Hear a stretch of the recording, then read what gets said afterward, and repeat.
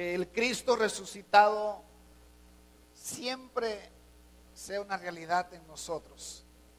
Que no seamos de los que se inscriben en celebrar y en no vivir, sino que celebremos siempre, pero vivamos siempre a ese Cristo resucitado, a ese Señor que nos da la vida.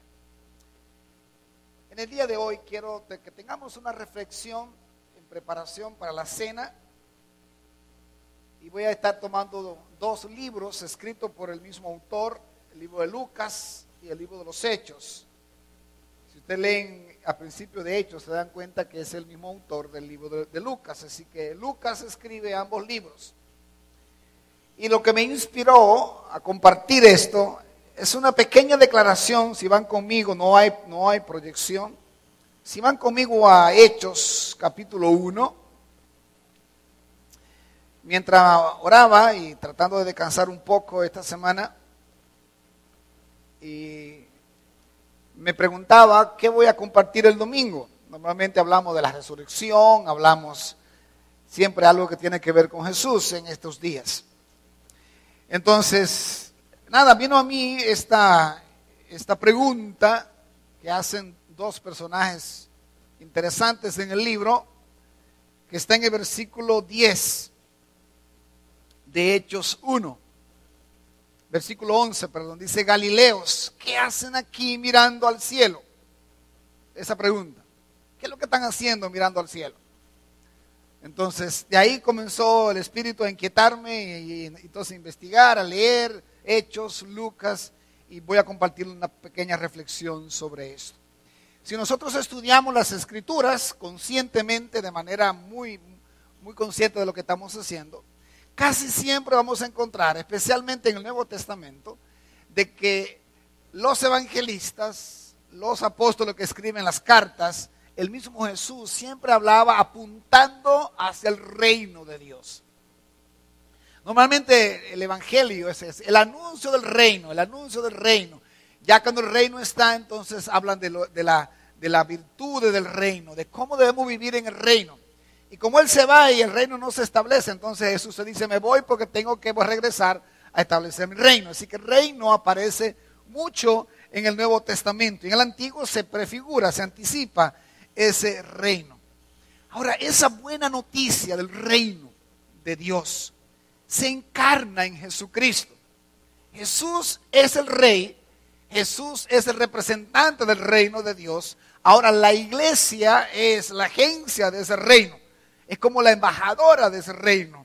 Y quisiera hablar un poquito sobre lo que los discípulos hacen aquí a la luz de esto, del reino de Dios, el anuncio del reino de Dios. ¿Qué es el evangelio? Nos hacemos esa pregunta cuando estudiamos primero principio. Ya muchos de ustedes han reflexionado en esa pregunta. ¿Qué es el evangelio? Esa buena noticia del reino que desde el Antiguo Testamento se anticipa que vendría el Mesías, el Hijo de Dios, el Rey de Israel.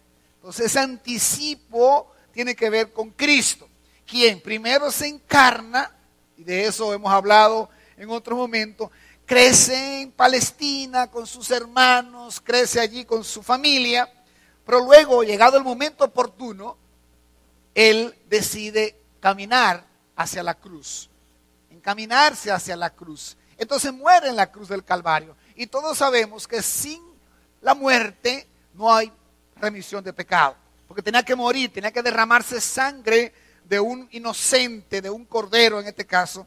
Jesús, en boca de Juan, es llamado el Cordero de Dios, el que quita los pecados del mundo. Así que Cristo muere en la cruz, y en esta semana mucha gente habla de eso y celebra eso. Ahora, después de morir, según se había profetizado, según Él mismo lo había dicho, iba a resucitar. Resucita. Y miren cómo las buenas noticias, cada una de ellas, aunque la muerte para nosotros no es buena noticia, cuando hablamos de la muerte de Cristo, es excelente noticia. Y eso es el evangelio. No hay evangelio sin muerte, no hay evangelio sin resurrección. La muerte del Hijo de Dios, del Cordero que iba a ser inmolado o que fue inmolado por nosotros. Así que en ese ambiente de, mírenme para acá, los discípulos pensando en el reino, vamos a reinar porque el rey está con nosotros. Las profecías se estaban cumpliendo y ellos querían un rey físico, literal, reinando desde Jerusalén. Y de repente muere el rey. ¿Cómo ustedes creen que se sintieron los discípulos?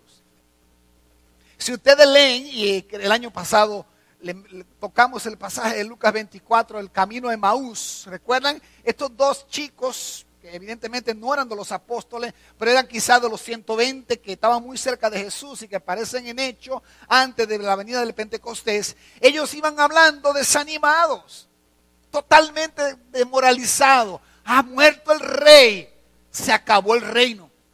Porque sin rey no hay reino. Es decir, que con esa mentalidad es que ellos están frustrados. Porque ellos habían sido instruidos, ellos habían sido enseñados de que había llegado la hora del reino de Israel. ¿Quiénes gobernaban en Israel? Los romanos, sanguinarios, explotadores. Los israelitas eran esclavos del reino romano, del emperador romano.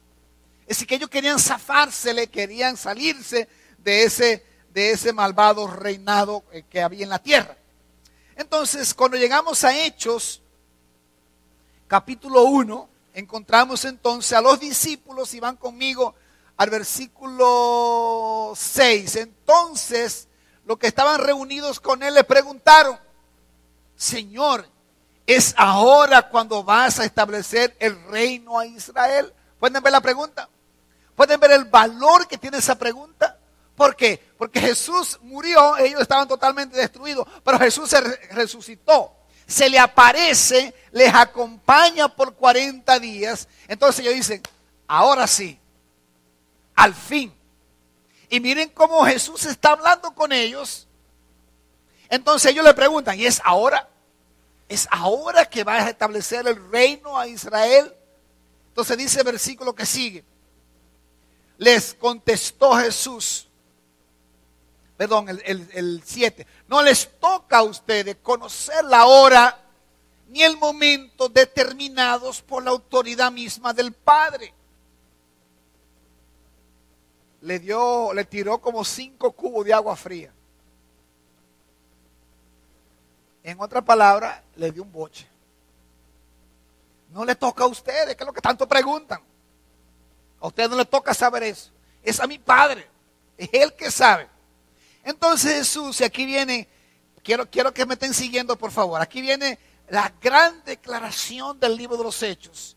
Pero cuando venga el Espíritu, ustedes quieren saber lo del reino, aquí va lo del reino. Cuando venga el Espíritu Santo sobre ustedes, recibirán poder. Y serán testigos tanto en Jerusalén como en toda Judea y en Samaria y hasta los confines de la tierra. Punto. Habiendo dicho, aquí viene el pasaje que seleccioné. Pero no quería dejar del contexto porque el contexto es fundamental en lo que voy a decir. Habiendo dicho esto, mientras ellos lo miraban, fue llevado a las alturas hasta que una nube lo ocultó de su vista. Ellos se quedaron mirando fijamente al cielo mientras él se alejaba. De repente se les acercaron 2 hombres vestidos de blanco que les dijeron: Galileos, ¿qué hacen aquí mirando al cielo? Ese mismo Jesús, este mismo Jesús que ha sido llevado de entre ustedes al cielo, vendrá otra vez de la misma manera que lo han visto irse. Pero los discípulos estaban totalmente destruidos y confundidos. Viene Jesús, los llama, se pasa 3 años con ellos instruyéndole, de repente lo matan. Dudas, Tomás lo negó, Judas lo vendió, Pedro lo negó, Tomás no creía en nadie. ¿Qué compañía tenía Jesús? ¿Qué gran equipo tenía Jesús? Se fueron, se desparpajaron todo. Sin embargo, Jesús se aparece, la resurrección, y ahí comienza entonces la efervescencia otra vez. Y ellos dijeron: ahora sí, ahora es el tiempo del reino. Jesús le está diciendo: espérense, que no es así la cosa. Me voy. ¿Cómo que te va? ¿Para dónde te va, maestro? Jesús se lo dijo de muchísimas maneras. Ellos no lo entendieron. Llegó el momento que Jesús es llevado al cielo. Y aunque Lucas 24 dice que ellos tuvieron mucha alegría, ellos estaban muy confusos. Hasta que tienen que venir dos ángeles para decirle, vamos, vamos, vamos. Vamos a aplicar el versículo anterior, 1:8. ¿Qué dice 1:8? Pero cuando venga, recibiréis poder y mano a la obra. Vamos a trabajar en Judea, en Samaria, en Galilea y hasta lo último de la tierra. Porque el reino viene, el rey viene a establecer su reino. Entonces le dice, tienen que despertar. Tienen que despertar. Y ahí comienza lo que para mí quiero dejar en el corazón de todos ustedes en esta mañana. ¿Cuál es el rol nuestro? ¿Cómo nosotros nos comportamos en el reino? El reino está, pero todavía no. ¿Ustedes pueden entender eso? ¿Está aquí el reino o un representante del presidente norteamericano?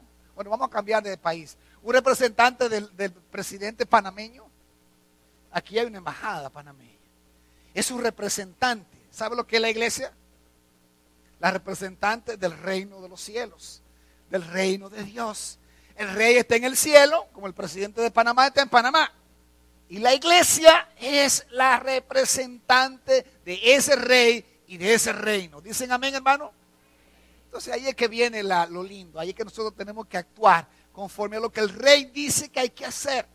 Él manda su palabra, Él da su palabra para que nosotros entonces lo hagamos como Él dice que tenemos que hacerlo. Ahora, ¿dónde están? Por si alguien es un poquito curioso, y yo espero que lo sea siempre, siempre, siempre. ¿Dónde están los discípulos según Hechos 1:12? Vamos a ver el siguiente versículo. Entonces regresaron a Jerusalén desde el monte llamado de los Olivos, situado aproximadamente a 1 kilómetro de la ciudad. Reina Valera no dice así. ¿Cómo dice Reina Valera? Lo de 1 kilómetro lo traduce la versión internacional, lo hace muy bien, ¿no? Como un día de reposo. Bueno, un día de reposo. No se permitía caminar mucho en el día de reposo. Lo más que se le permitía era 1 kilómetro. Porque el día de reposo los hebreos no caminaban, no cocinaban, no hacían nada que fuera a descansar solamente. Así que un día de reposo no era un día normal y por eso ahí dice esto. La versión internacional traduce a 1 kilómetro. Ahora, si vamos a Lucas 24, que es el pasaje paralelo a Hechos, escrito por el mismo autor. Si vamos al versículo 50,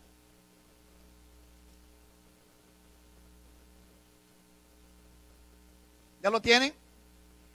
Después los llevó Jesús hasta Betania. Allí alzó las manos y los bendijo. Sucedió que mientras los bendecía, se alejó de ellos y se fue llevado al cielo. Ellos entonces lo adoraron y luego regresaron a Jerusalén con gran alegría. Y estaban continuamente en el templo alabando a Dios. Fin de Lucas, termina Lucas. Ya no más. Cuando vamos a Hechos, Hechos comienza diciendo, aunque hay un libro por el medio, muchos escritores piensan y estudiosos de la Biblia, que Hechos, Lucas estaba junto con Hechos, los dos. Entonces dice en el versículo 1, estimado Teófilo, en mi primer libro, ¿cuál fue el primer libro? Lucas. Me refería a todo lo que Jesús comenzó a hacer y enseñar hasta el día en que fue llevado al cielo. Luego de darles instrucciones por medio del Espíritu Santo a los apóstoles que había escogido. Después de padecer la muerte, se le presentó y ahí va todo eso. Llega el versículo 4 que dice, una vez mientras comía con ellos, les ordenó, no se alejen de Jerusalén. Y ahí comienza a narrar los hechos de los apóstoles. Los hechos, algunos dicen, del Espíritu Santo, obrando en la iglesia primitiva. Entonces, vemos aquí en Lucas, regreso a la pregunta, Lucas habla de Betania. Y Hechos habla de el monte de los Olivos. ¿Hay diferencia? No hay diferencia. Pues si algún curioso le dice, ahí hay una diferencia. No, simplemente Betania estaba en la falda del monte de los Olivos. Está en la falda del monte de los Olivos. Entonces, de Betania a Jerusalén, o del Monte de los Olivos a Jerusalén es como un día de reposo. Es como que yo vaya para el Mogote en Jarabacoa y yo diga, yo fui a Jarabacoa. Y alguien dice, yo fui al Mogote. Los dos son ¿qué?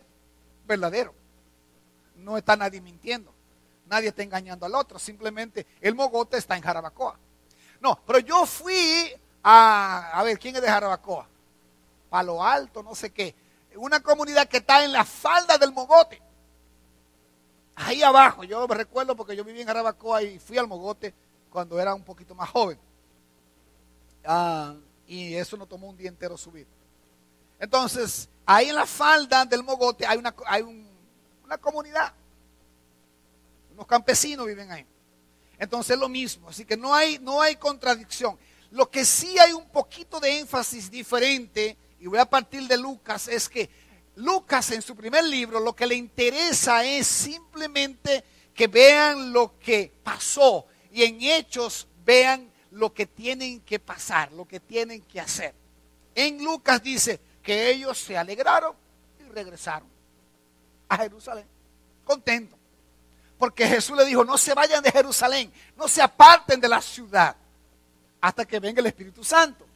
Es decir, que ellos se fueron a Jerusalén y Lucas dice, con alegría. Ellos estaban gozosos. No habla de la aparición de los dos ángeles. No dice muchas cosas, simplemente que se fueron gozosos. Ahora, regresemos a Hechos, que es donde está la pregunta que nos hicimos. ¿Qué estáis mirando al cielo? Y nos hacemos la pregunta, ¿por qué ángeles? ¿Por qué tenían que aparecérsele ángeles a los discípulos? ¿Alguien recuerda otro momento más en que dos ángeles se aparecen? Cuando Cristo resucita, ¿quiénes van primero a la tumba? Las mujeres. ¿Y qué pasó con las mujeres en la tumba? Vamos a verlo en el Lucas 24, en el mismo capítulo. Solo que al principio, versículo 4. Dice el texto. Y versículo 3, y al entrar no hallaron el cuerpo de Jesús. Mientras se preguntaban qué habría pasado, se le presentaron dos hombres con ropas resplandecientes. Asustadas se postraron sobre su rostro, pero ellos le dijeron, ¿por qué buscáis ustedes entre los muertos al que vive? ¿Qué hacen ustedes mirando al cielo? Ya se fue, pero el que se fue a sí mismo volverá. Y ustedes lo saben, porque él se lo dijo. Entonces los ángeles les recuerdan en Hechos y a las mujeres aquí le dicen, pero ustedes no saben que al tercer día, no se lo dijo así, pero ellas sabían, los discípulos sabían que al tercer día Jesús resucitaría, porque eso lo decía desde el Antiguo Testamento, porque él lo dijo varias veces. Voy a morir, voy a la cruz, pero voy a resucitar. Parece que los discípulos eran muy parecidos a nosotros. ¿Cuántas veces leemos la palabra? ¿Cuántas veces instruimos en la palabra? Pero volvemos y hacemos lo que nosotros queremos hacer y es como que se nos olvida. Es decir, que a ellos parece que se les olvidaba esto. Pero estos dos testigos, y es interesante, no recuerdo bien la cita, pero en Deuteronomio 24 creo, hay una cita importante que dice que siempre para que haya validez de testigo tienen que haber dos personas. No se permitía que yo fuera a donde Jack a chismearle de Félix. Yo necesitaba a Jack y a Elsa o a Jack y a Erison, a dos personas, porque si los testigos no eran dos mínimo, no había testimonio. No era válido el testimonio. Siempre, y eso es muy bíblico, y eso es genial, genial. Nunca, si hacemos eso, nunca vamos a pecar y nunca vamos a tener problemas. Yo quiero hablar de César, pues yo busco a dos personas que van conmigo y entonces son dos testigos. Porque si es uno solo, ¿qué puede pasar? De repente conmigo está a favor mío, cuando está con el otro está a favor del otro. Mientras que si son dos testigos. Y aquí en ese actuar bíblico de Dios, aparecen dos ángeles a las mujeres y aparecen dos ángeles a los discípulos. Y hacen preguntas muy parecidas. Ahora regresemos a Hechos. Nos olvidamos de Lucas 24 porque no es el énfasis que quiero darle, sino Hechos, versículo 11 del capítulo 1. ¿Qué hacen aquí mirando al cielo? ¿Qué hacen mirando al cielo? Lo que posiblemente está pasando es que los discípulos, al ver, dicen algunos expertos que la palabra nube acá es la Shekinah, la gloria de Dios. Y de hecho dice como que la nube, la mejor forma de entender la traducción es como que las nubes se ponen debajo de Jesús. La gloria de Dios está como debajo de Jesús. Y Jesús va ascendiendo al cielo. Miren esto. Va ascendiendo al cielo en la gloria del Padre. Eso es lo que es el simbolismo que está detrás de esa traducción. La gloria no es cualquier nube, sino es la nube de Dios, la gloria de Dios. Suben, van ascendiendo y los discípulos están. Y la gloria se fue y ellos se quedaron. Tienen que venir dos ángeles a decirle: ¡hey, muchachos, despierten! ¿Qué es lo que están mirando al cielo? Despierten. ¿Despierten a qué? Ustedes no saben que así como se fue, ese mismo que fue llevado al cielo, ese mismo volverá. Y le hace el recordatorio que ellos sabían porque lo sabían. Pero se le había olvidado porque estaban pasmados mirando. Entonces lo que le está diciendo es, y aquí hay mucho consenso de los estudiosos de la Biblia, regresen a hacer lo que tienen que hacer. Quiten su mirada del cielo. El cielo ya no van a ver más nada. Ahora tienen que mirar la tierra. En la tierra sí tienen mucho trabajo que hacer. Y aquí hay un error que se ha cometido en la iglesia cristiana. Mucho. Es el escapismo. Gente que está siempre escapando del mundo, escapando de la realidad. Y ese escapismo se dio mucho, especialmente en los primeros siglos de la iglesia, donde la gente se iba para los monasterios. ¿Por qué se escapaban para los monasterios? Porque el mundo era pecaminoso, malvado. No podemos estar en este mundo. Ahora te entendí, Jack, yo creo. Ahora te entendí. Porque no quiero que nadie se muera del corazón. Si me caigo ahí me voy a mojar, eso es todo, hermano, tranquilo. Sí. Nada más me voy a mojar, eso es todo. Ahora no se pierda el domingo, hermano, que el domingo va a haber algo diferente aquí arriba y ya no va a pasar ese problema. Aún haya bautismo, ya no va a haber problema. Vamos a relanzar algunas cosas aquí el domingo, así que no se lo pierdan. Entonces, ese escapismo no es bíblico. Eso, ¿recuerdan ustedes algo parecido a esto cuando Jesús estaba en el monte también con los discípulos y hubo una transfiguración? Jesús se transfiguró, la nube de Dios lo cubre, Moisés está presente, Elías está presente, una teofanía divina. Y los discípulos, ¿qué dijeron? Señor, hagamos 3 chocitas acá, una para ti, una para ti, una para ti, y nos quedamos aquí arriba mejor. Siempre hay esa tentación. Aquí está la gloria de Dios. Que se quemen todos los que están afuera. Por lo que estamos aquí estamos salvos. Esa es la tentación de la gente. Entonces los ángeles dicen: ey, bajen del monte. Váyanse. ¿A qué? ¿Qué fue lo que Jesús les dijo antes de irse? Cuando reciban el Espíritu Santo, ¿qué tienen que hacer? Tienen que ir. ¿Y saben por qué entendemos que eso es lo que le estaban diciendo los ángeles? ¿Qué hicieron los discípulos? Inmediatamente los ángeles le dejaron de hablar. Vamos a ver el texto, mírenlo ahí, versículo 12. Entonces regresaron a Jerusalén desde el monte llamado de los Olivos, situado aproximadamente a 1 kilómetro de la ciudad. Cuando llegaron, subieron al lugar donde se alojaban, al aposento alto. Estaban allí Pedro, Juan, ahí da la lista de los discípulos menos Judas. ¿Y qué pasó? Eligen a Matías y se ponen a orar. Hechos 2, el Espíritu Santo viene sobre ellos. ¿Y qué hicieron los discípulos después? Que comenzaron a ir. Bueno, al principio tampoco lo hicieron. Tuvo que venir la persecución para que fueran a Samaria, para que fueran a las demás comunidades que había conocidas, los demás pueblos y naciones, hasta lo último de la tierra. Así que parece que los ángeles dicen: despierten, hagan lo que tienen que hacer, cumplan la gran comisión que le he dado. Entonces, hermano, ¿qué es la gran comisión? ¿O en qué contexto se debe dar la gran comisión? Se debe dar entre el cielo y la tierra. Mirando al cielo, buscando la ciudadanía del cielo, viviendo para Dios, trabajando para Dios, pero desde la tierra, sufriendo con el que sufre, apoyando al que tiene necesidades, viviendo aquí, hermanos, en la tierra, con los pies en la tierra. La iglesia no puede todo el tiempo estar predicando un evangelio aéreo. Tiene que predicar un evangelio que se encarna en la realidad de los seres humanos.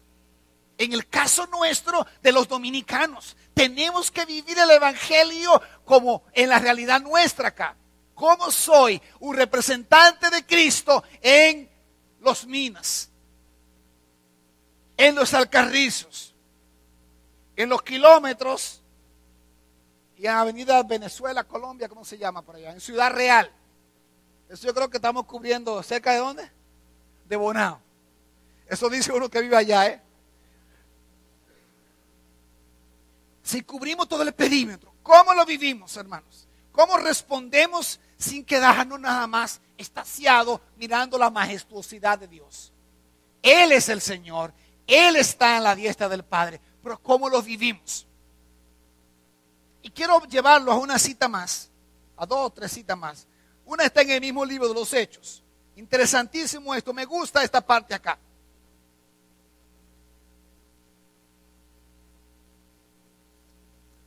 En Hechos 7, creo, déjeme buscar. Felipe, Hechos 7:55. Felipe autentica o nos dice algo. No quiero dedicarle tanto tiempo a esta parte, por eso solo escogí este texto. Hay muchos textos más que hablan del ministerio de Jesús ahora, después de ascender al cielo. ¿Qué hace Jesús en el cielo? Bueno, pero solo me quiero quedar aquí con Hechos 7:55. Dice Felipe cuando le están apedreando, dice, al oír esto, rechinando los dientes, mostraron en cólera contra él. Perdón, no es Felipe, Esteban. Pero Esteban, lleno del Espíritu Santo, el que fue apedreado fue Esteban, lleno del Espíritu Santo, fijó la mirada en el cielo y vio la gloria de Dios y a Jesús de pie a la derecha de Dios. Usted se imagina, hermano, que antes de morir usted tenga esa bendición. Ahora voy a decir algo no bíblico, porque no me puedo apoyar en un pasaje bíblico. Pero mirando este pasaje, puedo decir esto, por el contacto ya de 30 años en la fe y de ver cómo Dios obra, porque Dios así obra. Dios se sale todo el tiempo del cajón, o sea, Dios obra que usted dice, no, porque es así, no, Dios es así. Él no obra como está esto cuadrado acá, Él obra como Él quiere. O sea, probablemente, los que caminamos con Dios, en el momento de irnos al cielo, tenemos ese tipo de vista, de ver cosas, y tú dices, pues, ¿cómo puedo ver el cielo? Como Dios lo puede hacer. Entonces hay mucha gente que yo he escuchado decirme, es que Dios se me apareció y yo veía al Señor en los cielos y a la media hora se murió esa persona. Es como que ya me voy, ya Dios me está llamando y el Señor comienza a decirme, mira, tranquilo, mira lo que te espera, mira qué escenario. ¿Recuerdan ustedes el pasaje de Deuteronomio al final cuando Moisés puede ver la tierra prometida desde el monte Pisga allá arriba? ¿Sabe lo que dicen los expertos? Es imposible ver la tierra prometida desde ahí. Sí se ve, pero es como tú te subes ¿a dónde? A la torre más alta de acá, o tú te montas en un helicóptero y tú miras la ciudad. ¿Qué tú ves? Nada. Tú no ves ni edificio. Dices, ay, mira, ahí vive María. No, tú no sabes. Tendrías que buscar unos anteojos, una cosa muy fuerte para saber dónde vive. Pero Moisés vio la tierra. Es como que los ojos se agrandaron. Es como que tu vista se amplifica. Porque Dios te quería mostrar. Porque Dios le quería decir a Moisés, tú no, bueno, ya se le había dicho, tú no vas a entrar, pero por lo menos mírala, allá está, mírala. Entonces imagina que quizás Moisés pudo ver un racimo de uva y verlo gigante. Y te dice, ¿cómo lo pudo ver? ¿Cómo pudo Esteban, cómo pudo Esteban ver a Jesús sentado a la diestra del Padre? ¿Alguien me lo explica, hermano? ¿Quién me explica eso? Entonces yo tengo un presentimiento no bíblico, o sea, más que este pasaje, y podemos buscar otro, pero no es una enseñanza doctrinal que estoy dando ahora. Estoy diciendo que probablemente, así como Esteban, muchos de los santos, de los hijos e hijas de Dios, antes de partir, tienen esa relación con Dios, que pueden ver cosas que de otra manera no se pueden ver. Es como que todavía tú estás en el cuerpo, pero tu alma ya se ha ido. ¿Me siguen, hermano? ¿Nadie se molesta por esa enseñanza? Ok, yo creo en eso. Y me gustaría que pasara conmigo eso. Y que me dieran que sea un par de horas nada más. Para yo buscar un par de impíos que tienen que convertirse. Hermano Martín. Voy a traducir porque no se escucha. Él dice, cuando estaba en una iglesia anteriormente, un hermano llamado Juan iba a morir ese hermano.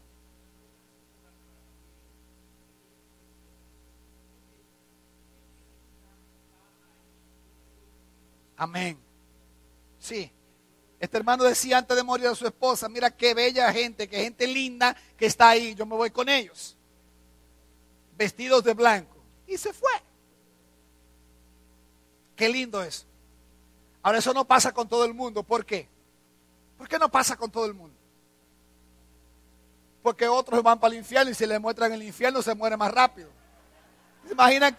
Usted se imagina que una gente va para el infierno y no se quiere ir y está, no me quiero morir, y le muestran la escena del infierno, le da un ataque ahí mismo. Y el diablo no quiere eso, el diablo quiere que arrastren otro y que confunda a otra gente. Sin embargo, Esteban dice, lleno del Espíritu Santo, fijó la mirada en el cielo y vio la gloria de Dios y a Jesús de pie a la derecha de Dios. Entonces, ¿qué hace Jesús en el cielo? Hace un montón de cosas, intercede, es juez, está como juez para defendernos, un montón de cosas, pero le voy a contar una para que nos alegremos. Si tú no conoces a Cristo en este día, este pasaje te debe hacer cambiar de la forma de pensar. Juan capítulo 14. Probablemente lo han escuchado muchas veces, pero Juan 14 dice, no se angustien. ¿Por qué angustiarse? Porque lo mismo, Jesús se está preparando para irse al cielo, ya resucitado, y los discípulos están preocupados. Ellos están preocupados. Están angustiados. Dice, y confíen también en mí. En el hogar de mi Padre hay muchas viviendas. Si no fuera así, ya se lo habría dicho a ustedes. No me sigan, no sean tontos, no pierdan su tiempo. No, pero Jesús le dijo, vengan que lo voy a llevar al Padre. Vengan que le voy a mostrar el camino. Yo soy el camino. Jesús se encargó de enseñarle esto. Entonces dice, voy a prepararles un lugar. ¿Voy a preparar qué? Plural. Voy a prepararle una casa. Y si me voy y se lo preparo, vendré para llevármelos conmigo. Así ustedes estarán donde yo esté. Ustedes ya conocen el camino para ir donde yo voy. Y ahí es que Felipe entra ahí y pregunta, ¿y dónde que tú vas, Señor? Y siempre de incrédulo. Voy a prepararles un lugar. Y si me voy y se lo preparo, vendré otra vez. El si me voy no es de duda. He puesto que me voy, ya que me voy, vengo a buscarlo otra vez. Así que, ¿qué hace Jesús en el cielo? Entre otras cosas, está construyéndome mi casa. Mi casa eterna. Donde voy a estar por la eternidad con Él, disfrutando de la vida eterna. Amén, hermanos. Es decir que eso ni Naco, ni Piantini, ni New York, ni Londres, ni Bruselas, ni ningún lugar en la tierra se compara con mi casa que mi Padre me está construyendo. Amén, hermanos. Entonces, ¿qué hacemos en la tierra mientras Él construye casa en el cielo? Trabajemos manos a la obra para que gente venga al reino y pueda ir a su casa celestial. No nos crucemos de brazos, hermanos. No nos crucemos de brazos. Usted dice, ay, porque estoy cansado de invitar gente y nunca vienen. Es que estoy cansado de hablar de Cristo y nunca se convierten. Es que usted se puede cansar, pero el Señor nunca se cansa.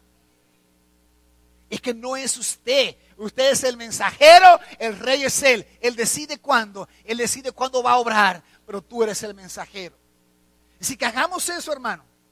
Estemos conscientes de que mientras Él está, los ojos nuestros sí pueden estar pendientes y deben estar pendientes en el cielo, en las cosas del Señor, pero obrando en la tierra, sudando con el que suda, pasando trabajo con el que pasa trabajo, gozándonos con el que se goza, celebrando con el que celebra también. Esa es la vida cristiana que Él nos ha llamado a vivir, hermanos. Amén. Lo voy a invitar a que cierren sus ojos. Los músicos nos van a acompañar para la cena del Señor y voy a tocar ahí elementos del mismo pasaje de Lucas para la cena. Pero vamos a tener un tiempo de meditación antes. Padre, gracias por esta palabra. Hay un compromiso en mi corazón, Señor, y es el reto y la oración de este día para con la iglesia. Que mientras tú nos preparas un lugar en el cielo, nosotros podamos estar mirando, trabajando, haciendo tu obra de alcanzar al mundo, las naciones para ti. Ayúdame, Señor, ayuda a tu pueblo, a esta iglesia, a ser una iglesia misionera, una iglesia que predica la palabra, que vive la palabra, que va al necesitado, que se encarna en la ciudad. Ayúdanos, Señor, tal cual hicieron estos hermanos que se bautizaron en este día, que todo lo demás avancemos un paso más, un paso más, un paso más, hasta llegar hasta lo último de la tierra. Señor, danos de tu poder, de tu Espíritu Santo que mora en nosotros. Espíritu Santo de Dios, prepáranos, habilítanos para alcanzar a este mundo para ti, oh Dios. Que el reino de los cielos se expanda, que el reino de los cielos penetre, cambie las estructuras pecaminosas del mundo, de la sociedad en la que vivimos. Que el reino de los cielos cambie todo aquello que aparentemente es difícil, pero para ti nada es imposible, Señor. Gracias, Señor. Toda la gloria es para ti. En este día nosotros nos mostramos ante ti. Aleluya. Vamos a cantar, hermanos, mientras los hermanos que nos ayudan con la distribución de los elementos van a ir repartiendo los elementos de la cena.